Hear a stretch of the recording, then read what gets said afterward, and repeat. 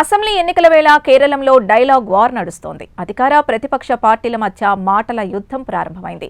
ఒకరిపై మరొకరు ఘాటు ఆరోపణలు చేసుకుంటున్నారు. ఇందులో భాగంగా తాజాగా కాంగ్రెస్ అగ్రనేత రాహుల్ గాంధీపై కేరళం ముఖ్యమంత్రి పినరయి విజయన్ ఆరోపణలు సంధించారు. కేరళంలో భారతీయ జనతా పార్టీకి బి టీమ్గా కాంగ్రెస్ పార్టీ వ్యవహరిస్తోందని విజయన్ మండిపడ్డారు.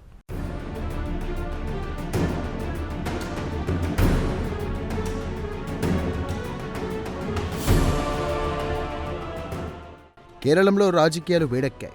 ఏప్రిల్లో కేరళం అసెంబ్లీకి ఎన్నికలు జరగబోతున్నాయి. ఈ నేపథ్యంలో అన్ని రాజకీయ పార్టీల అభ్యర్థులతో కూడిన జాబితాలు కూడా విడుదల చేస్తున్నాయి. ఒకేసారి కాకుండా విడతల వారీగా జాబితాలు విడుదల చేస్తున్నారు. కాగా తాజాగా కేరళంలో డైలాగ్ వార్ కూడా ప్రారంభమైంది. ఇందులో భాగంగా తాజాగా కాంగ్రెస్ అగ్రనేత రాహుల్ గాంధీపై కేరళం ముఖ్యమంత్రి పినరయి విజయన్ ఆరోపణలు సంధించారు. కేరళంలో భారతీయ జనతా పార్టీకి బి టీమ్గా కాంగ్రెస్ పార్టీ వ్యవహరిస్తోందని ఆయన మండిపడ్డారు.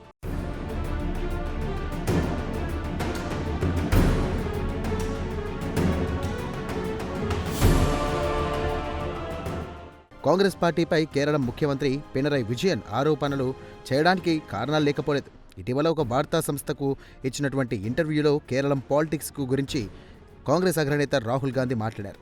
ఈ సందర్భంగా కేరళం ముఖ్యమంత్రి విజయన్ గురించి ఆయన ప్రత్యేకంగా ప్రస్తావించారు. ఈ సందర్భంగా దేశవ్యాప్తంగా ప్రతిపక్ష నాయకులపై కేంద్ర ప్రభుత్వం సిబిఐ, ఈడీ వంటి దర్యాప్తు సంస్థలను ఉసిగొల్పుతోందని రాహుల్ గాంధీ ఆరోపించారు. ప్రతిపక్ష నాయకులను రాజకీయంగా వేధించడానికే ఇలా సిబిఐ, ఈడీ వంటి దర్యాప్తు సంస్థలను కేంద్ర ప్రభుత్వం దుర్వినియోగం చేస్తోందని ఆయన ఆరోపించారు. అంతేకాదు ఒక్క బీజేపీ నాయకుడిపై కూడా సిబిఐ, ఈడీ వంటి సంస్థలు దర్యాప్తు చేయడం లేదని రాహుల్ గాంధీ ఘాటు ఆరోపణలు చేశారు.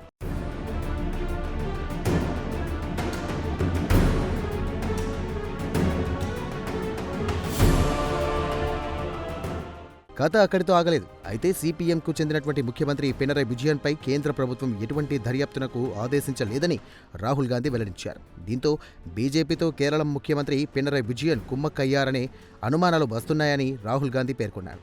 అంతేకాదు కేరళం అసెంబ్లీ రాజకీయాలను గమనించిన వారిలో ఈ అనుమానాలు మరింతగా బలపడుతున్నాయన్నారు.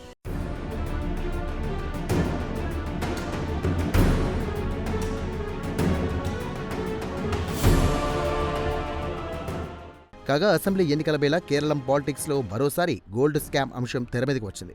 గోల్డ్ స్కామ్లో భారీ ఎత్తున అవినీతి జరిగిందన్న వార్తలు వచ్చాయి.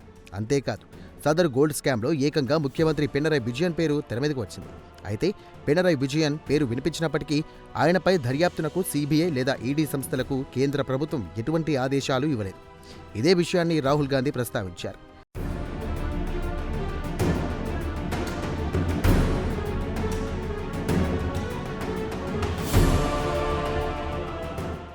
ఇదిలా ఉంటే రాహుల్ గాంధీ తనపై చేసినటువంటి ఆరోపణలను ముఖ్యమంత్రి పినరయి విజయన్ తోసిపుచ్చారు. అంతేకాదు కేరళంలో తమ ఉనికి చాటుకోవడానికి కాంగ్రెస్ పార్టీ చేస్తున్న ప్రయత్నాలు చివరకు కమలం పార్టీకి అనుకూలంగా మారుతున్నాయని ఆయన మండిపడ్డారు. ఈ నేపథ్యంలో కాంగ్రెస్ పార్టీని బీజేపీకి బి టీం అని పిలవడంలో ఎటువంటి తప్పు లేదని ముఖ్యమంత్రి పినరయి విజయన్ వెల్లడించారు.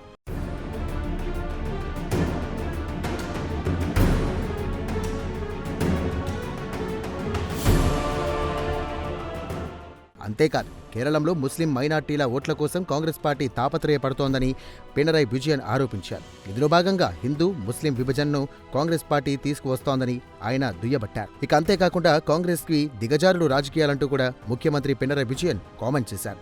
అయితే ఎల్డీఎఫ్ కూటమి మాత్రం ఇటువంటి సమాజాన్ని విభజించే రాజకీయాలకు ఎప్పుడు దూరంగానే ఉంటుందన్నారు.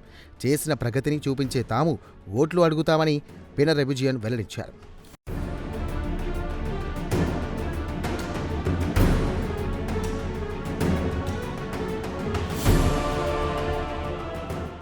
ఇదిలా ఉంటే కేరళంలో కొన్ని నెలల కిందట స్థానిక సంస్థల ఎన్నికలు జరిగాయి. ఈ ఎన్నికల్లో కాంగ్రెస్ పార్టీ అనేక చోట్ల విజయం సాధించింది. కేరళం వ్యాప్తంగా అనేక మున్సిపాలిటీలను కాంగ్రెస్ పార్టీ కైవసం చేసుకుంది. కాంగ్రెస్ నాయకులు మున్సిపల్ చైర్మన్లు అయ్యారు. దీంతో మహాపంచాయత్ అంటూ ఓ కార్యక్రమం ఏర్పాటు చేసి కాంగ్రెస్ నేతలను ఆ పార్టీ అగ్రనేత రాహుల్ గాంధీ అభినందించారు. ఈ నేపథ్యంలో ఎల్డీఎఫ్ కూటమికి కాంగ్రెస్ పార్టీ నుండి గట్టి పోటీ ఎదురవుతోంది. అలాగే తిరువనంతపురం మున్సిపల్ కార్పొరేషన్ ఎన్నికల్లో బీజేపీ సత్తా చాటింది. తిరువనంతపురం కార్పొరేషన్ మేయర్గా బీజేపీ నేత ఎన్నికయ్యారు. ఈ నేపథ్యంలో కేరళంలో పాగా వేయడానికి కమలం పార్టీ కూడా సన్నద్ధమైంది. మిషన్ కేరళం పేరుతో పక్కా స్కెచ్తో భారతీయ జనతా పార్టీ పక్కా స్కెచ్ వేసింది. ఈ నేపథ్యంలో ఈసారి బీజేపీ కూడా ఎల్డీఎఫ్ కూటమి పోటీ ఎదుర్కొంటోంది.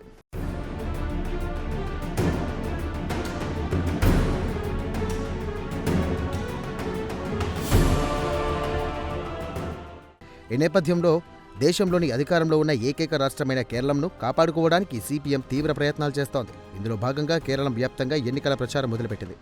ఎర్ర జెండాలు చేతబూని గ్రామాన సిపిఎం కార్యకర్తలు భారీ సంఖ్యలో ఎన్నికల ప్రచారంలో పాల్గొంటున్నారు. ఈ సందర్భంగా గత 5 ఏళ్ల కాలంలో ముఖ్యమంత్రి పినరయి విజయన్ నాయకత్వంలోని ఎల్డీఎఫ్ ప్రభుత్వం చేపట్టిన అభివృద్ధి కార్యక్రమాలను ప్రజలకు వివరిస్తున్నారు. మొత్తం మీద కేరళంలో మరోసారి అధికారంలోకి రావడానికి ఎల్డీఎఫ్ తీవ్రంగా శ్రమిస్తోంది.